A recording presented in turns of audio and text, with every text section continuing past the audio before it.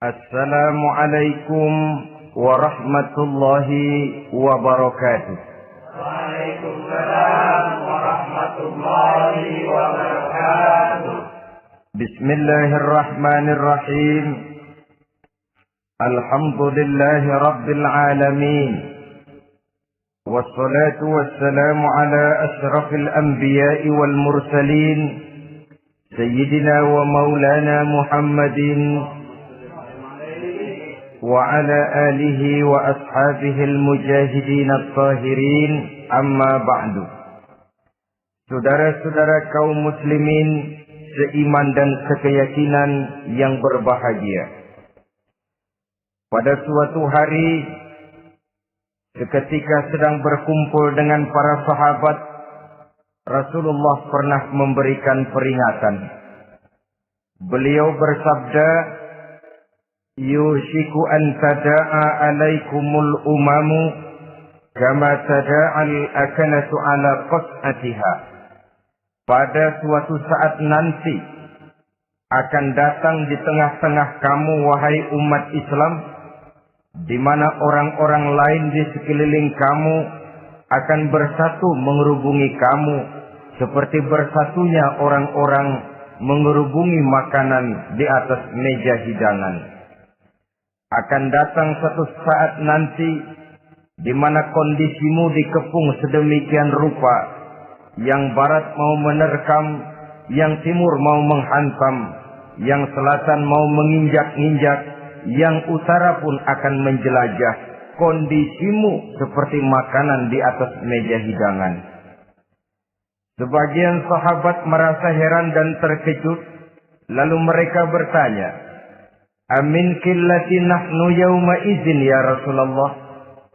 Apakah jumlah kami pada waktu itu sedikit ya Rasul?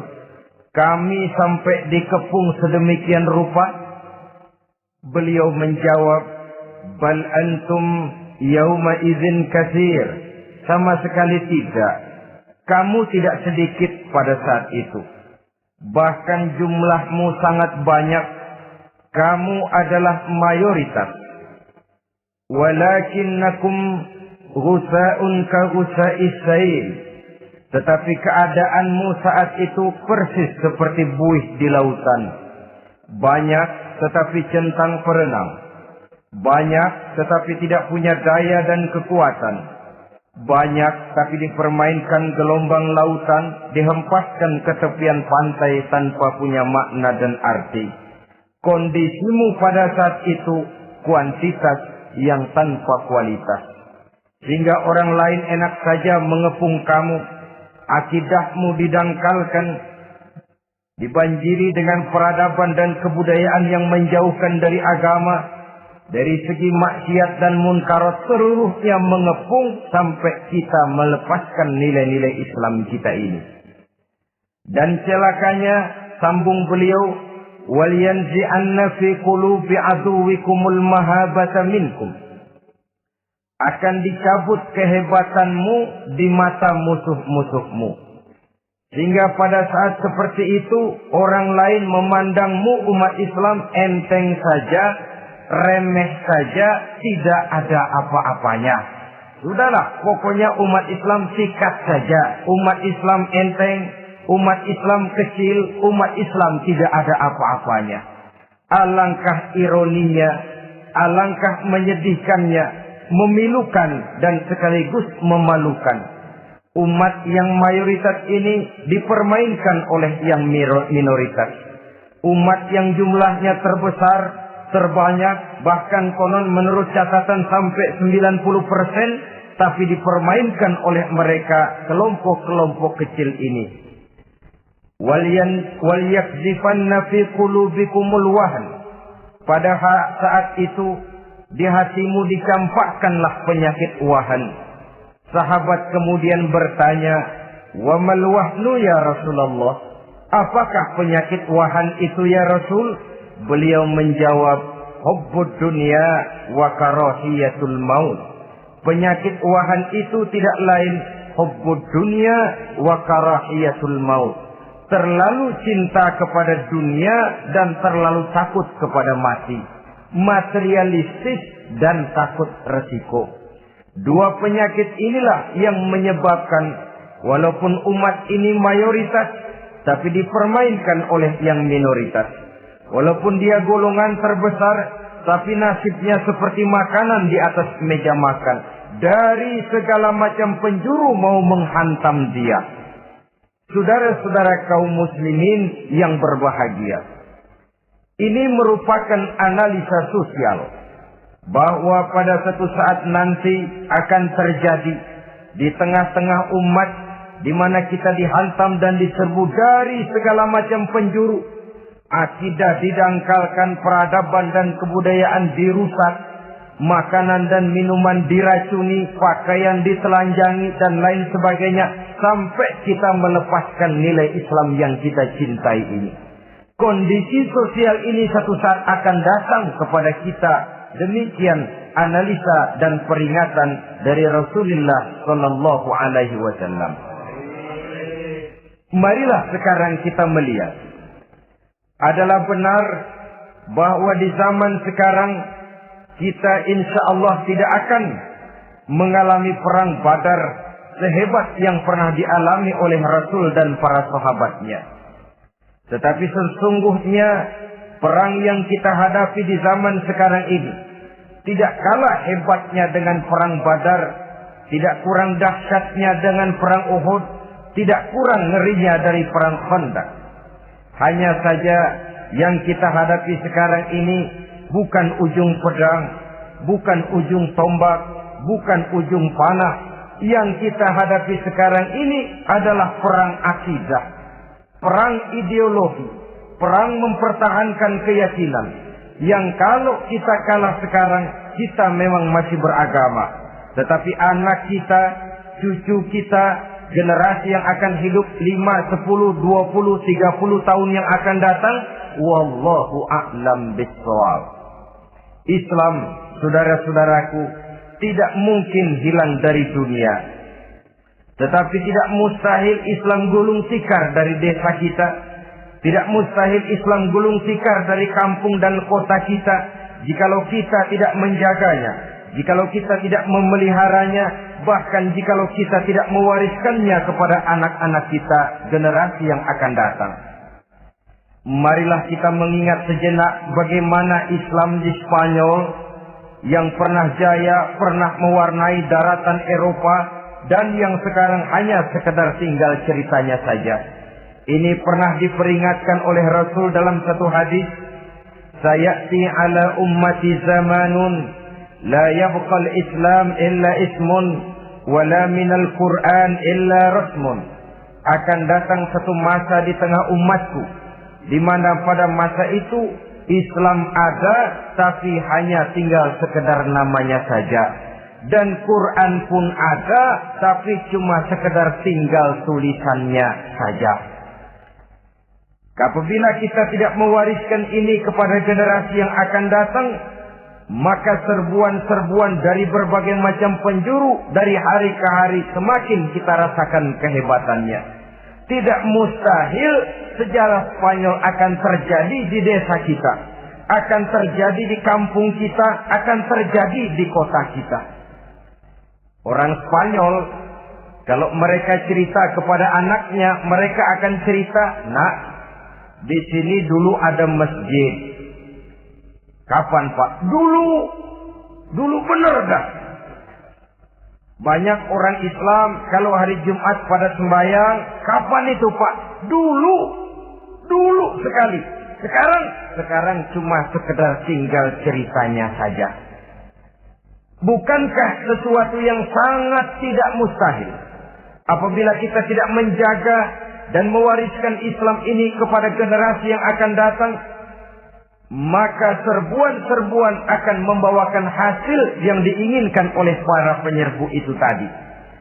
Kita sudah menjadi umat yang mayoritas, tetapi umat yang mayoritas ini menurut Rasul dikepung sedemikian rupa, akidahnya didangkalkan, peradaban dan kebudayaannya ditekan sedemikian rupa, kehidupan sosialnya dibuat individualis, Kemudian dari segi pergaulan, pakaian, makanan, minuman dan sebagainya diracuni sampai dia tidak lagi berpegang teguh kepada agamanya. Dan dikala itu hilang kehebatan umat ini di mata musuh-musuhnya. Orang lain memandang kita ringan saja, enteng saja, satu umat yang sudah kehilangan wibawa. Padahal konon kabarnya kita mayoritas, tapi enak saja dikutak-kutik orang lain. Dan dikala itu di hati kita merajalela penyakit wahan. Penyakit wahan itu apa?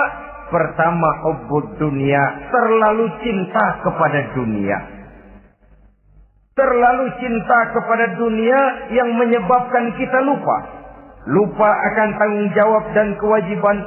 Lupa meneruskan dan mewariskan Islam kepada generasi yang akan datang. Kita berlomba hanya untuk mengejar dunia dan seluruh isinya. Baik dia bernama material, baik dia bernama seksual, baik dia bernama pangkat, jabatan dan kedudukan, berlomba-lomba kita di dalamnya. Sampai tercampaklah penyakit hubbud dunia di dalam hati ini. Berurat dan berakar dunia itu, sulit dan berat kita berpisah daripadanya. Akibatnya kemauan untuk berbuat demi dan atas nama agama sangat sulit terwujud di dalam kehidupan ini. Yang kedua, karahiyatul maut, terlalu takut kepada mati. Baik mati ajal, mati dalam artian yang sebenarnya, baik mati usahanya, baik mati karirnya, baik mati pangkat dan jabatannya. Sehingga dengan demikian akibatnya jatuhlah kita menjadi umat yang kehilangan wibawa di mata orang lain. Saudara-saudara kaum muslimin rahimakumullah. Saya katakan tadi, perang yang kita hadapi di zaman sekarang adalah perang akidah. Perang menghadapi peradaban dan kebudayaan yang menghancurkan moral daripada anak-anak kita. Perang menghadapi banjirnya maksiat dan munkarat. Yang di tengah-tengah itu, di samping berkewajiban menjaga diri dan keluarga, kita pun juga berkewajiban menjaga anak-anak kita generasi yang akan datang. Mengarahkan dan mendidik mereka sesuai dengan yang dikehendaki oleh Allah Subhanahu wa ta'ala.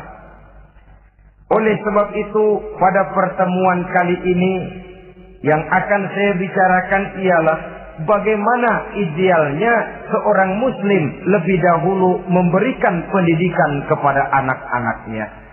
Di tengah satu situasi dan kondisi di mana serbuan datang silih berganti melanda dan menghantam umat Islam, kemana anak-anak kita ini harus kita arahkan? Karena kita orang tua mempunyai tanggung jawab. Anak adalah amanah. Menyia-nyiakan amanah adalah dosa. Dan dosa itu merupakan satu dosa yang besar. Bahkan orang tua bisa saja masuk neraka kalau tidak bertanggung jawab tentang anak-anaknya. Satu riwayat menjelaskan ada orang soleh. Ngajinya cukup. Sholatnya cukup. Puasanya cukup, zakatnya cukup, di mana ada majelis taklim hadir, baca Quran hobi, fitnah orang tidak pernah. Di akhirat setelah disidang dia ternyata lebih banyak kebaikannya daripada kejahatannya, maka dia pun diperintahkan dan dipersilahkan masuk ke dalam surga. Giliran anaknya disidang, biang okem nih anak. Ditanya, siapa Tuhanmu? Tidak tahu. Siapa nabimu? Nyaho. Apa kitabmu? Ora gelem. Kamu pernah sholat? Tidak. Zakat? Tidak. Puasa? Tidak. Judi? Hobi. Zina? Tiap malam. Mabuk? Berat. Wah, brengsek kamu. Kebaikan tidak ada barang sedikit pun, sementara kesalahan dan dosa berlipat ganda. Kamu neraka. Anak ini protes. Benar, saya tidak kenal siapa Tuhan saya. Saya tidak tahu siapa nabi saya. Saya tidak tahu kitab suci dan kiblat saya. Saya tidak sholat, tidak zakat, tidak puasa. Tiap malam saya judi, saya zina, saya mabuk. Tapi saya kerjakan semua itu karena saya tidak tahu dan orang tua saya tidak pernah memberitahu saya. Dia enak-enakan hadir di majelis taklim, saya nyekek botol, didiemin saja. Dia enak-enakan baca Quran, saya zina, didiamkan saja. Saya bukan tidak mau, orang tua saya sama sekali tidak pernah mendidik saya. Dia mau benar sendiri. Maka kalau sekarang saya harus masuk ke dalam neraka, saya menuntut agar orang tua saya ikut sama-sama bergabung dengan saya ke dalam neraka. Gara-gara dia tuh saya jadi begini. Orang tuamu yang mana? Tuh, yang barusan mau ke surga. Ini orang tua yang sudah mau berangkat ke surga dipanggil. Sebentar dulu, Mas. Ini benar anak kamu? Iya, Pak. Waktu di dunia kamu tidak pernah ajarin dia ngaji? Sampai dia tidak kenal Tuhannya, tidak kenal nabinya, tidak kenal kiblat dan kitab sucinya? Iya, Pak. Dia tidak sholat, kamu diamkan saja. Dia tidak puasa, tidak zakat, kamu bersikap masa bodoh. Bahkan dia judi, dia zina, dia mabuk, kamu pun berdiam diri saja. Iya, Pak. Tahukah kamu bahwa anak ini adalah amanah? Menyia-nyiakan amanah artinya khianat, dan khianat adalah dosa yang sangat besar. Kamu tidak bertanggung jawab, maka kamu, anakmu gabung ke dalam neraka. Saudara-saudara kaum muslimin rahimakumullah. Itu sebabnya Allah pesan benar-benar, ya ayyuhalladzina amanu qu anfusakum wa ahlikum nara. Hai orang-orang yang beriman, jaga dirimu dan keluargamu, istri, anak, orang-orang yang menjadi tanggung jawab dan kewajiban kita, jaga dan pelihara mereka dari api neraka. Saudara-saudara kaum muslimin, lalu kalau kita orang-orang tua yang hidup di zaman sekarang ini sudah sering beristighfar, mengurut dada, melihat situasi, membaca peta keadaan, konon tantangan yang akan dihadapi oleh anak-anak kita 15, 20, 25 tahun yang akan datang jauh lebih berat dari apa yang kita hadapi sekarang ini. Maka adalah wajar jika kita sebagai orang tua yang cinta kepada agama, cinta kepada anak-anak kita, berpikir untuk mewariskan nilai-nilai yang luhur ini kepada anak-anak kita generasi yang akan datang. Bagaimana pada mulanya kita harus mendidik mereka? Mari kita telusuri apa yang dicontohkan oleh Al-Quranul Karim. Orang-orang tua bijaksana yang diceritakan dalam Al-Quran, kalau sudah berpikir tentang anak-anaknya generasi yang akan datang, pendidikan pertama yang diberikan kepada anaknya ternyata adalah persoalan akidah. Nabi Ibrahim, pertanyaan yang paling merisaukan beliau buat anak cucunya ialah, ma ta'buduna min ba'di. Saudara bisa lihat surah Al-Baqarah ayat 133. Anak-anakku, kalau pada satu saat nanti aku, ayahmu ini sudah tidak ada lagi, meninggalkan kamu semua, meninggalkan kehidupan dunia ini, ma ta'buduna min ba'di, apa yang akan kamu sembah nak kalau ayah sudah tidak ada lagi? Jikalau ayahmu sekarang masih rajin ke masjid, melakukan rukuk dan sujud, i'tikaf dan membaca Quran, kalau satu saat ayahmu meninggalkan dunia ini, masihkah engkau mau ke dalam masjid? Masihkah engkau rukuk dan sujud? Masihkah engkau i'tikaf? Ma ta'buduna min ba'di, apa yang akan kamu sembah kalau aku ayahmu tidak ada lagi nak? Ditanamkan bukan hanya keyakinan bertauhid, sekaligus juga menyembah kepada Allah yang kita yakinkan dengan tauhid itu tadi. Bukankah berbeda dengan kita kebanyakan orang tua sekarang? Kita tidak pernah berpikir ma ta'buduna min ba'di. Kalau bapak tidak ada, kamu nyembah apa nak? Kita orang tua sekarang pagi-pagi malah berpikir ma ta'kuluna min ba'di. Kalau bapak nggak ada, kamu nanti makan apa nak? Bukan nyembah apa yang kita pertanyakan, bukan nyembah apa yang kita khawatirkan, makan apa nak? Maka yang dicari lalu sekolah-sekolah yang bonafit, yang tidak peduli apakah itu merusak imannya, mematikan akidahnya, menghancurkan keyakinannya. Yang penting ada jaminan hari depan bisa dapat lapangan kerja. Akibatnya berduyun-duyun orang-orang tua muslim menyekolahkan anaknya di sekolah-sekolah yang bukan Islam, yang nyata-nyata membahayakan akidahnya. Dididik dengan kultur dan budaya yang bertentangan dengan nilai-nilai agamanya. Bukankah ini berarti merelakan anak untuk dikafirkan?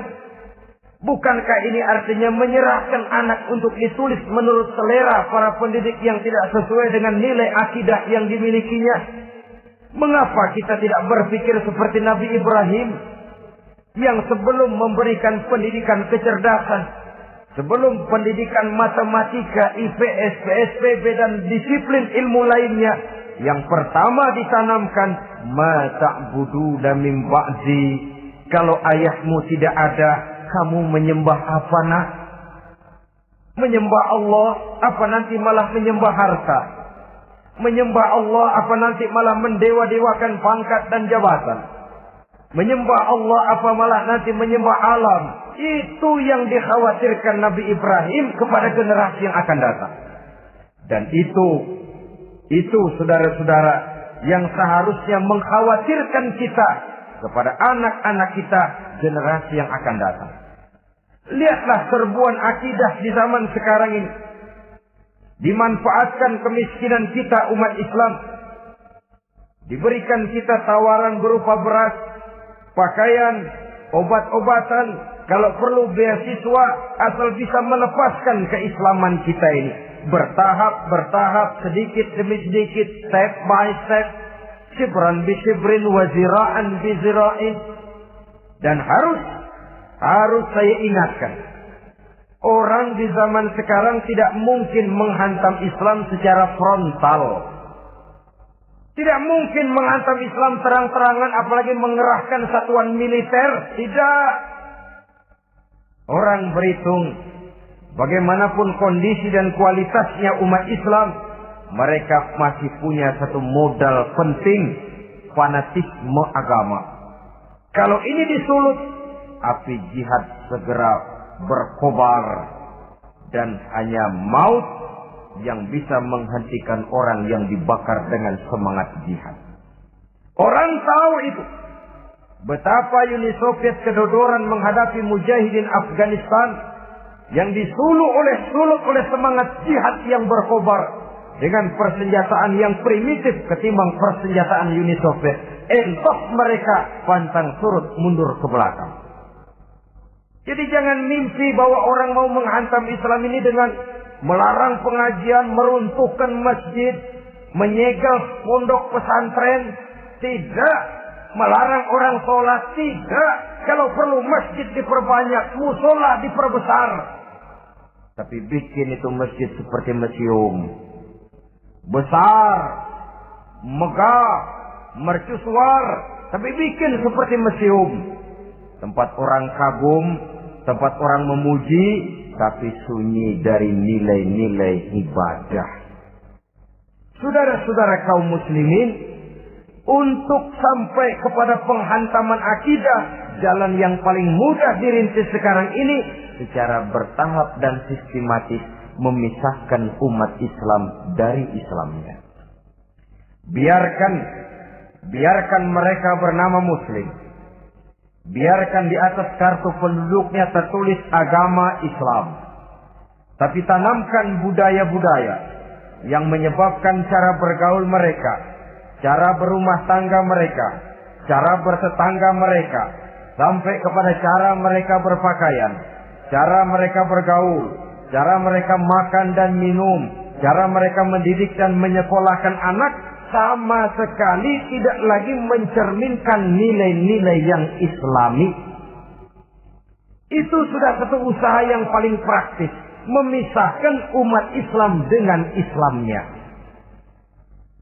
Kalau sadarlah kita ke arah ini usaha orang di zaman sekarang, maka yang harus pertama kita tanamkan kepada anak-anak kita, didik mereka dengan jiwa tauhid yang mengkrispal di dalam batinnya, meresap sampai ke tulang sumsumnya, yang tidak akan sampai pun nyawa berpisah dari badannya. Akidah itu tidak akan berpisah dari hatinya. Bahkan dia sanggup dengan tegar berkata, lebih baik saya melarat karena mempertahankan iman daripada hidup mewah dengan menjual akidah. Satu khitab, satu garis kehidupan yang perlu kita wariskan kepada anak-anak kita, generasi yang akan datang. Dahulu ada satu tradisi, saudara-saudara. Kalau anak gadis kita dilamar orang lalu bertanya, anakmu mau ngelamar gadis saya, apa sudah khatam Quran berapa kali? Apa sudah bisa baca kitab macam-macam dan lain sebagainya? Sehingga lahirlah satu kebanggaan. Apapun motifnya, tapi pertanyaan semacam ini zaman sekarang sudah langka. Paling-paling yang ditanya kalau anaknya dilamar orang, anakmu kerja di mana? Gajinya sebulan berapa? Kendaraannya bebek apa soang? Apa-apa? Itu yang kita pertanyakan, berkisar di seputar materi, kerja, job, status sosial, dan lain sebagainya. Perkara bisa baca Quran atau tidak, nomor 18. Perkara sembahyangnya rajin apa tidak, nomor 36. Saudara hadirin, akibatnya terjadi pergeseran nilai. Maka mendidik anak menurut tuntunan Quran adalah seperti yang diberikan contoh oleh Luqmanul Hakim, yang diceritakan dalam surah Luqman mulai ayat 11 dan selanjutnya. Apa pendidikan pertama yang harus kita berikan kepada anak? Pertama, ya bunayya la tusyrik billah. Wahai anakku, jangan sekali-kali engkau menyekutukan Allah. Nah, jaga tauhid, pelihara iman, mantapkan akidah. Ini dasar yang pertama. Belum lagi anak mengenal berbagai macam disiplin ilmu, yang pertama ditanamkan tauhid.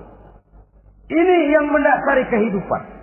Ini yang akan menjadi mewarnai dan menjadi warna dari kepribadian seseorang. Sentuhan jiwa tauhid di dalam diri si anak. Belum lagi sempat dia kenal yang lain. Yang pertama yang kita tanamkan, kita wariskan, kita berikan, la tusyrik billah. Jangan sekali-kali menyekutukan Allah. Nah, kalau ini sudah tertanam, ini sudah merupakan satu fondasi yang kuat. Selebihnya nanti tinggal melihat bakat si anak, kemana dia harus dididik ini. Yang terpenting nilai iman lebih dahulu tanamkan. Dan untuk menghancurkan nilai keimanan, saudara-saudara, saya katakan, ingatkan kepada hadis di awal tadi, dikepung kita dari berbagai macam penjuru agar bisa melepaskan nilai-nilai iman dan keyakinan. Proses pendangkalan akidah, ditanamkan keraguan kepada agama, ditanamkan rasa malu beragama, sholat malu, baca Quran malu, berangkat ke masjid malu, pakai jilbab malu. Ditanamkan rasa malu beragama, sehingga bertahap sedikit demi sedikit kita mulai berpisah dengan kehidupan beragama. Ditanamkan hal yang sedemikian rupa dari berbagai macam penjuru. Dihantam akidah kuat, dihantam dari segi peradaban dan kebudayaan. Diperbanyaklah peradaban dan kebudayaan yang bukan mendekatkan kita dengan agama, malah mendekatkan kita dengan neraka. Menjauhkan kita dari agama, menjauhkan kita dari nilai-nilai luhur yang diwariskan oleh orang-orang tua kita terdahulu. Adalah kewajiban kita yang pertama mendidik anak, menanamkan roh, jiwa, dan semangat tauhid di dalam diri mereka. Saudara-saudara kaum muslimin rahimakumullah. Kenapa kita lebih dahulukan menanamkan jiwa, roh, dan semangat tauhid ini kepada anak-anak kita? Pertama, kita tidak hanya ingin sekedar mempunyai anak yang pintar, tetapi lebih daripada itu kita pun ingin mempunyai anak yang benar. Segala macam disiplin ilmu, segala macam bentuk penalaran ilmiah dan pengisian intelektualitas manusia mungkin di satu sisi akan membuat dia pintar, tapi di sisi lain belum tentu akan membuat dia benar. Nabi pernah memberikan peringatan, "Man izdada ilman wa lam yazdad huda, lam yazdad minallahi illa bu'da." Orang yang hanya bertambah ilmu pengetahuannya, tapi tidak bertambah hidayah dari Allah, tidak makin mantap keimanannya, maka seluruh nilai-nilai ilmunya hanya akan menjauhkan dia dari Allah Subhanahu wa ta'ala. Dan adalah lebih merupakan azab daripada nikmat kalau kita diberikan ilmu pengetahuan yang hanya akan menyebabkan kita semakin jauh dari Allah Subhanahu wa ta'ala. Yang kedua, sesungguhnya roh, jiwa, dan semangat tauhid yang melekat dalam diri anak pada puncaknya akan melahirkan satu disiplin murni yang tumbuh dari dalam dirinya sendiri, di mana si anak dalam kehidupannya merasakan dimanapun dia berada, kemanapun dia pergi, ia selalu merasakan kehadiran Allah dekat dalam hidupnya. Ia sadar sesadar-sadarnya bahwa tidak ada satu perbuatan yang bagaimanapun kecilnya yang bisa disembunyikan dari kekuasaan Allah Subhanahu wa ta'ala. Yang ketiga, dengan penanaman roh, jiwa, dan semangat iman ini, maka diharapkan anak-anak nanti pada pertumbuhannya sanggup mengendalikan hawa nafsunya. Dengan kata lain, bahwa penanaman jiwa tauhid, penanaman roh dan semangat keimanan ini merupakan kondisi dasar yang harus dilakukan sebelum yang lain-lainnya. Kemudian pendidikan kedua yang diberikan oleh Al-Quran melalui contoh dan model dengan Luqmanul Hakim ini, setelah menanamkan tauhid, ditanamkanlah kepada si anak ini rasa hormat kepada orang tuanya. Wa wasainal insana biwalidayhi, dan kami wasiatkan kepada manusia untuk berbakti kepada ibu bapaknya. Hamalathu ummuhu wahnan ala wahnin, karena ibunya telah mengandungnya dengan kepayahan di atas kepayahan. Maksudnya dengan kepayahan dan kelelahan yang berlipat ganda. Sehingga ketika Rasul ditanyakan orang, "Ya Rasul, siapa yang paling harus saya taati di dunia ini?" Beliau menjawab, "Ibumu." Kemudian, "Siapa lagi ya Rasul?" "Ibumu." Setelah itu, "Siapa lagi ya Rasul?" "Ibumu." Dan kemudian, "Siapa ya Rasul?" "Bapakmu." Ibu, ibu, ibu, bapak. Bahkan al-jannatu tahta aqdamil ummahat, surga berada di bawah telapak kaki ibu. Bagaimana menanamkan rasa hormat kepada orang tua di hati anak? Tentu yang pertama, bagaimana orang tua bisa memberikan keteladanan. Marilah kita sebagai orang-orang tua ini menyadari bahwa sebelum anak kenal sekolah dasar, sebelum anak kenal TK, ibtidaiyah, sanawiyah, sampai kepada perguruan tingginya, yang pertama dia kenal adalah lingkungan rumah tangganya, gurunya adalah ibu bapaknya. Di sini berlakulah apa yang dinamakan keteladanan. Keteladanan jauh lebih berhasil daripada sekedar teori-teori yang muluk. Keteladanan jauh lebih berhasil daripada berbagai macam indoktrinasi dan penataran. Kurangnya keteladanan akan menyebabkan anak mencari pola. Apabila kita orang tua ini tidak bisa memberikan keteladanan yang baik kepada anak-anak kita, maka pada suatu saat anak-anak akan menganggap enteng dan kehilangan wibawa kita sebagai orang tua di mata mereka. Dikala itu akan sangat sulit kita membentuk kepribadian mereka. Bukankah di zaman sekarang ini kita banyak mengalami krisis wibawa, krisis figur? Ada yang karena rapotnya merah melulu, gurunya dikeroyokin. Pak guru pulang sekolah dicegat. Bahkan nyaris ada orang tua pernah dibunuh oleh anaknya sendiri. Dan lain sebagainya, kasus-kasus yang sebenarnya tidak perlu terjadi. Karena memang bukan saja bertentangan dengan nilai budaya kita sebagai bangsa, tapi juga bertentangan dengan ajaran agama kita sendiri. Krisis wibawa, krisis figur, yang juga akibatnya harus kita sadari banyak faktor yang membentuk kepribadian anak. Pergaulannya, yang dibacanya, yang ditontonnya, yang disaksikannya di dalam kehidupan. Benar kita menyekolahkan mereka, tapi berapa jam mereka di sekolah? 6 jam, 7 jam paling lama. Sedangkan mereka hidup 1 hari 1 malam 24 jam. Kalau cuma 7 jam di sekolah, ini berarti lebih banyak dia di luar sekolah.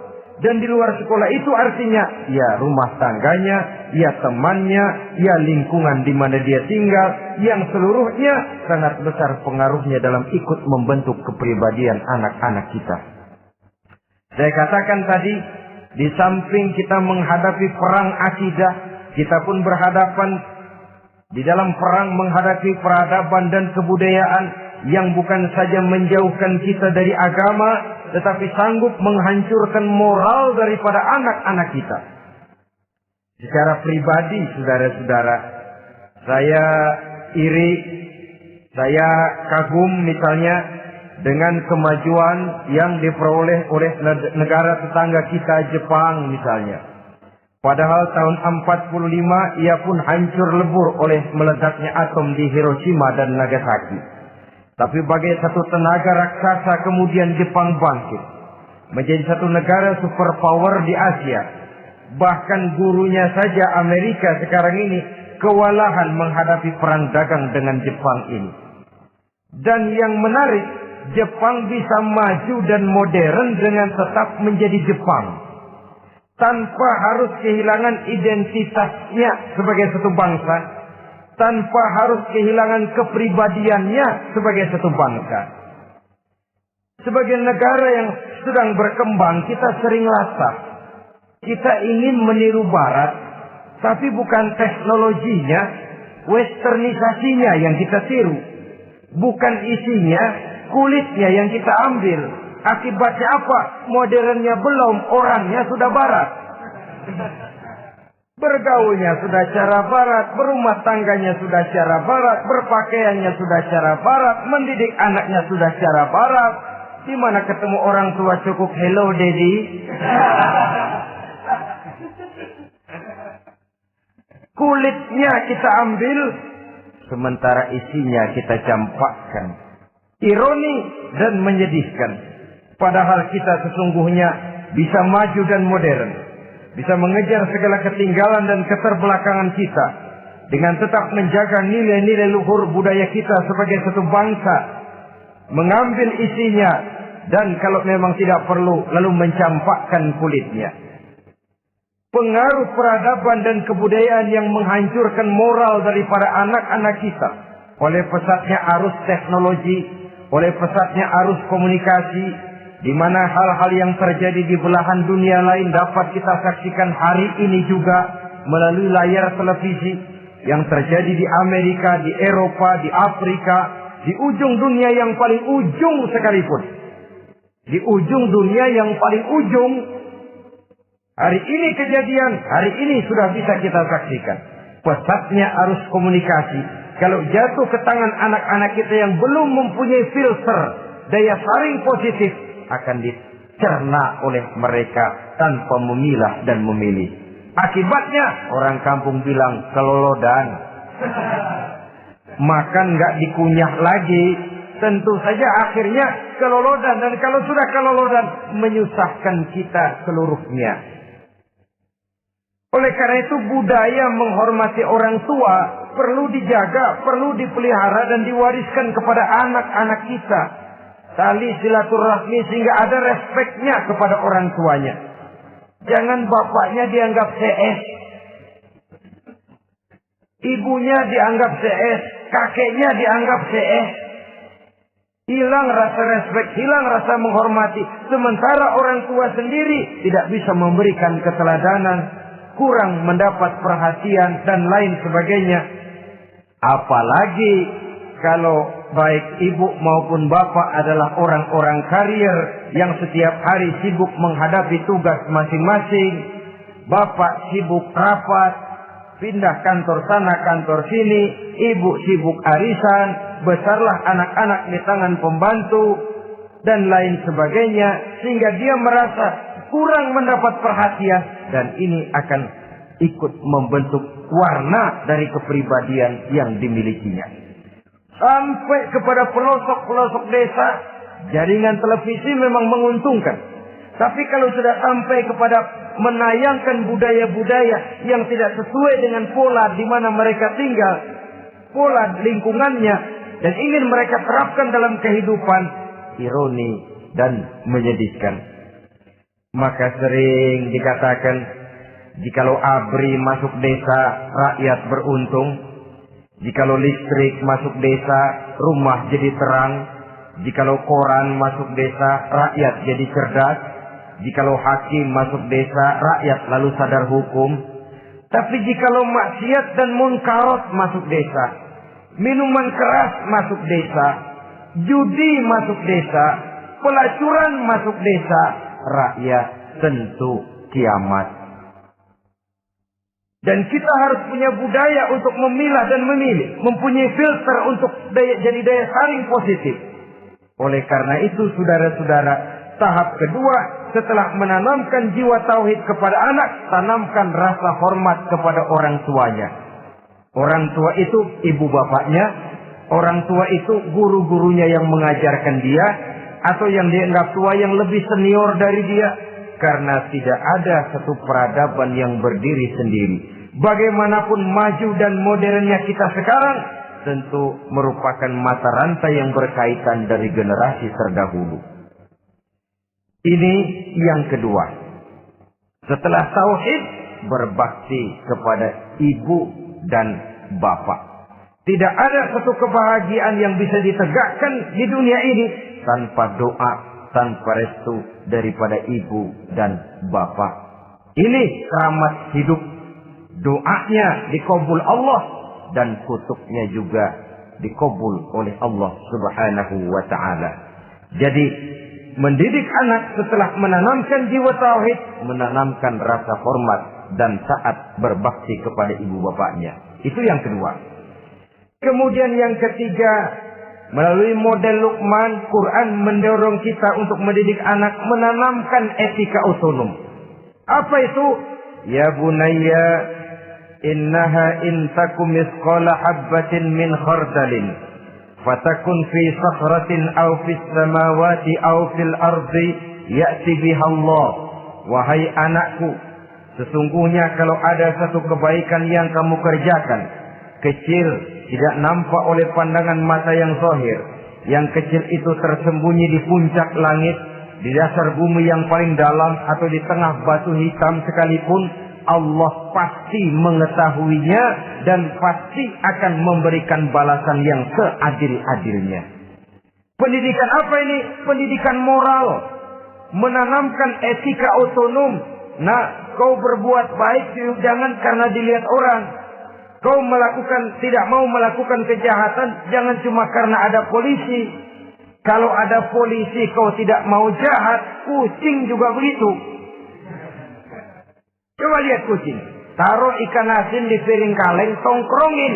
Aduh, kucing kalem, sopan, tenang. Sedikit kita lengah, habis ikan digarap. Tapi ditanamkan satu kesadaran, kemanapun kau pergi, apapun yang kau kerjakan, tersembunyi di tengah batu, di dasar bumi, di puncak langit, Allah pasti tahu. Dalam bahasa yang ringan, Kita ini diawasi oleh 2 hiperkomputer yang maha sensitif. Produksi langit, mereknya Rockheed dan Asid. Itu komputer yang sangat peka dan sensitif. Jangankan kita berbuat, kita berniat baik saja, komputer sudah nyatet sendiri. Inilah yang orang sekarang namakan waskat, pengawasan malaikat. Kalau hidup sudah merasa diawasi oleh malaikat, waskat berhasil. Tapi kalau waskat sudah diawasi malah nekat, itu yang gagal.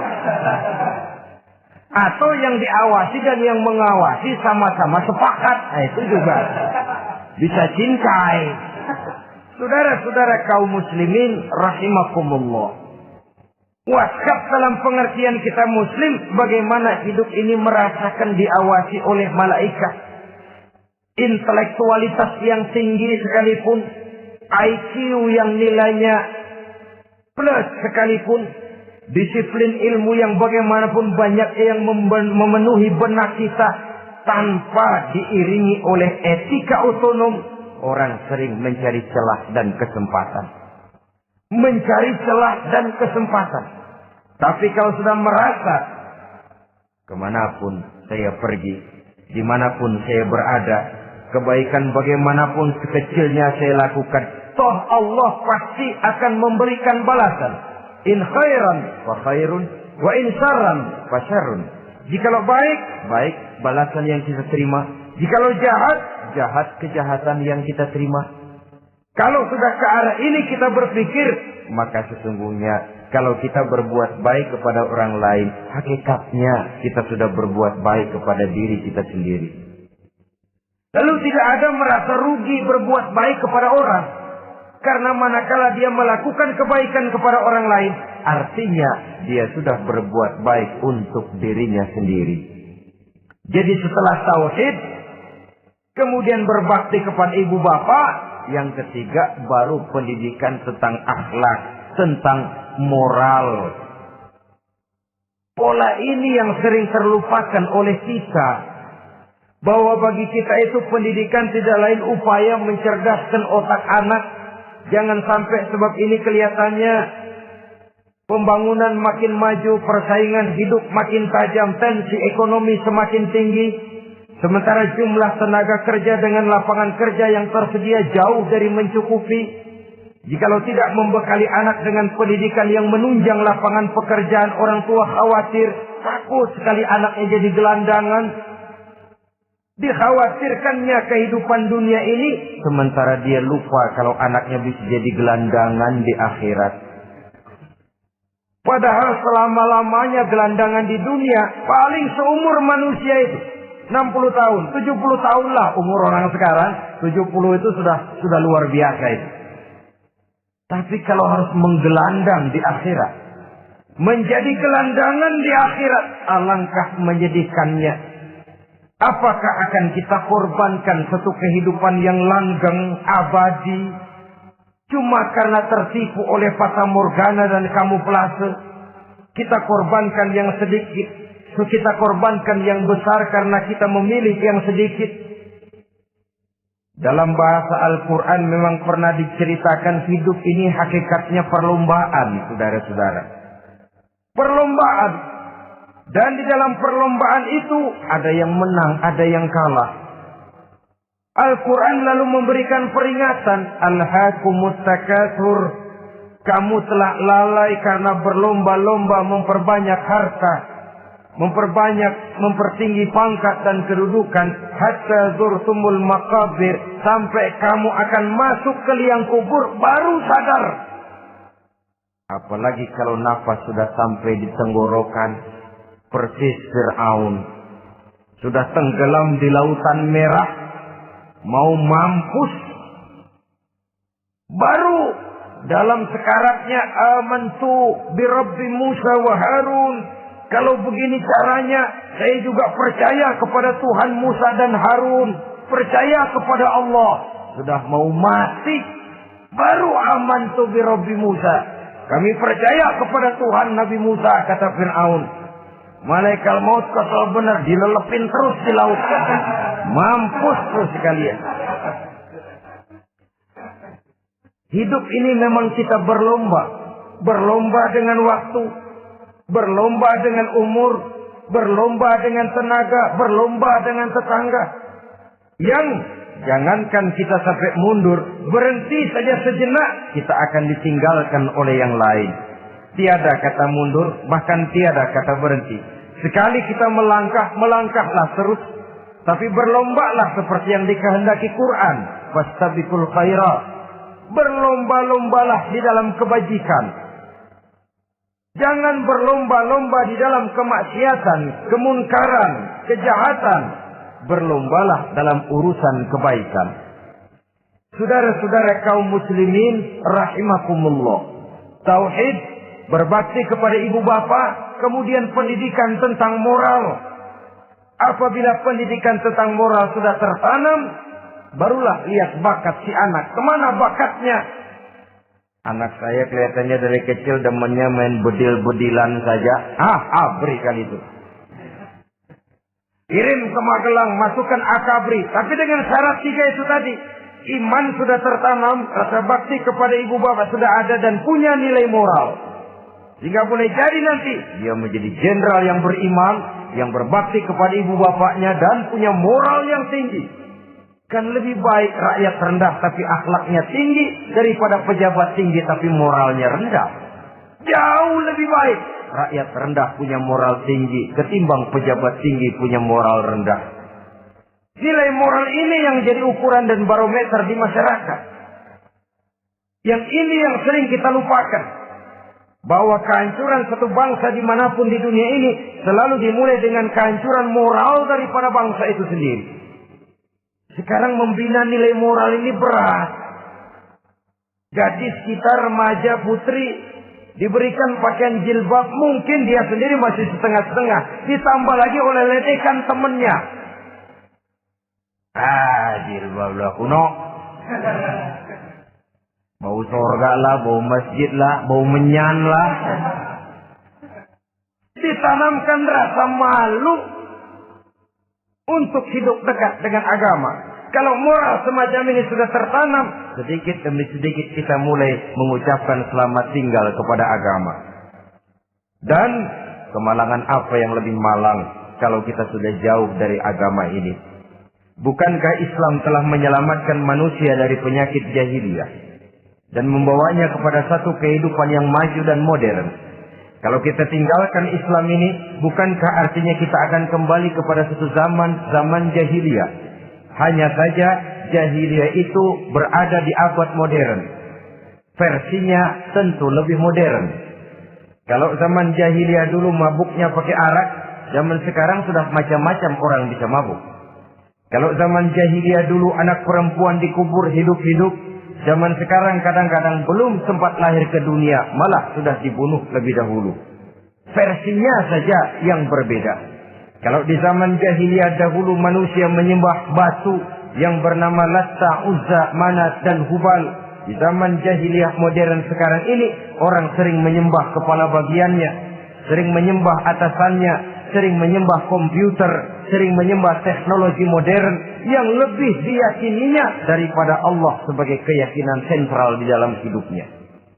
Saudara-saudara kaum muslimin rahimakumullah. Jadi yang ketiga, nilai moral yang ditanamkan kepada anak-anak kita supaya dia bisa menghadapi tantangan-tantangan hidup yang semakin berat ini dengan tetap berpegang teguh kepada nilai-nilai moral yang diwarnai oleh jiwa keimanannya yang bersumber dari ajaran agamanya. 3. Kemudian yang keempat, barulah tatanan kehidupan sehari-hari. Apa kata Luqman? Ya bunayya aqimis shalah. Setelah bertauhid, berbakti kepada ibu bapa, punya nilai moral. Ya bunayya aqimis shalah. Nak, dirikan salat. Rumah tangga muslim. Anak berumur 7 tahun sudah berani meninggalkan salat. Kata Nabi, pukul. Bukan untuk menyakiti, untuk mendidik. Karena sayang kepada anak. Saudara-saudara, kita khawatir betul kepada anak. Kalau dia pulang dari sekolah, buru-buru kita sebagai orang tua bertanya, sudah makan nak? Sudah istirahat nak? Tapi jarang kita sebagai orang tua melontarkan, sudah sholat nak? Bahkan kita bisa memberikan sugesti kepada anak. Nah, kalau kau naik kelas 1 sampai naik ke kelas 2, bapak beliin sepeda. Tamat SD nak, motor. Tamat SMP nak, ke Bali kita. Tamat SMA nak, Singapura. Saudara-saudara, tapi kalau untuk urusan sholat misalnya, kita tidak pernah memberikan sugesti kepada anak-anak kita. Nah, kalau kau hafal Fatihah lengkap dengan artinya, bapak beliin sepatu. Nah, kalau kau bisa sholat dengan baik, cukup syarat rukunnya, bapak beliin sepeda. Ada rangsangan, ada sugesti yang membuat anak lebih tergerak untuk hidup dalam suasana keagamaan. Ya bunayya aqimis sholat, nak dirikan sholat. Sebab ini sandaran vertikal yang paling langsung antara manusia dengan Tuhannya. Menyadari bahwa sepanjang yang bisa dilakukan oleh manusia hanyalah berusaha dan kepastian sepenuhnya ada di tangan Allah. Dengan sholat kepribadianmu diperteguh. Dengan sholat sandaran vertikalmu kepada Allah diperkuat. Dan pada waktunya nanti Al-Quran memberikan bimbingan, hendaklah minta tolong kepada Allah dengan sabar dan tetap mendirikan sholat. Ya bunayya aqimis sholat. Setelah itu, wa'mur bil ma'rufi wanha 'anil munkar. Tegaklah membina yang ma'ruf, tegaklah mencegah yang munkar. Ini sikap hidup sudah. Sholat tadi tugas hidup. Lalu sikap hidup tampil di tengah masyarakat, membina yang ma'ruf, mencegah yang munkar sesuai dengan kesanggupan masing-masing. Bukankah setiap kita kepingin punya anak yang bermanfaat, setidaknya bagi keluarganya, syukur kalau bisa bagi lingkungannya, bagi masyarakat, bangsa dan negaranya. Dan satu di antara tanda orang yang bermanfaat, kalau dia bisa hidup menjadi penganjur yang ma'ruf dan pencegah yang munkar. Dan itu kalau tidak ada hidayah, sulit orang mau melaksanakan itu. Sebab apa? Ada kecenderungan belakangan ini di mana agama dianggap urusan pribadi. Sehingga orang lalu sering bilang, jangan bawa-bawa agama dah, itu kan bukan urusan agama. Ini sudah ciri berpikirnya sekuler. Jangan bawa-bawa agama. Agama urusan pribadi, artinya orang mau sholat mau enggak, jangan bilang apa-apa dah. Urusan dia sendiri ya. Dia mau puasa dia enggak, merdeka saja, urusan pribadi. Agama bukan persoalan pribadi. Apalagi jika sudah menyangkut amar ma'ruf dan nahi munkar. Siap menegakkan yang baik, mencegah yang munkar untuk tegaknya suatu masyarakat yang diwarnai oleh kebaikan dan terhindar dari segala macam kejahatan. Dan terus ayat-ayat selanjutnya mencerminkan sikap hidup. Namun yang intinya cara mendidik anak yang baik yang dicontohkan oleh Al-Quran dengan Luqmanul Hakim sebagai model. Pertama, tanamkan tauhid. Yang kedua, tanamkan rasa hormat dan berbakti kepada ibu bapaknya. Yang ketiga, tanamkan moral, nilai akhlak yang tinggi. Setelah itu yang keempat, biasakan hidup dalam suasana keagamaan. Kontrollah sholatnya, kontrollah baca Qur'annya, kontrollah puasanya di bulan Ramadan. Ajaklah anak-anak sholat berjamaah, sehingga dengan demikian dia terbiasa oleh satu suasana yang mendekatkan dia dengan nilai agamanya. Dari sana diharapkan nilai-nilai ilmu yang didapatnya dari bangku sekolah akan menciptakan keseimbangan dengan yang ditanamkan oleh orang tuanya dalam bentuk yang dijelaskan oleh surah Luqman itu tadi. Sehingga apabila keseimbangan ini terwujud, akan menjalin keseimbangan dalam pola berpikir, dan keseimbangan dalam pola berpikir akan melahirkan keseimbangan dalam perbuatannya. Terwujudlah kita harapkan insan yang fid dunya hasanah wa fil akhirati hasanah. Inilah harapan kita semua. Mudah-mudahan Allah memberikan kekuatan kepada kita untuk mewariskan nilai-nilai yang baik kepada generasi yang akan datang. Sehingga esok harus lebih baik daripada hari ini. Dan lusa harus lebih baik daripada hari esok. Terima kasih atas perhatian saudara. Mohon maaf atas segala kekurangan. Usikum wa nafsi bitaqwallah. Wassalamualaikum warahmatullahi wabarakatuh.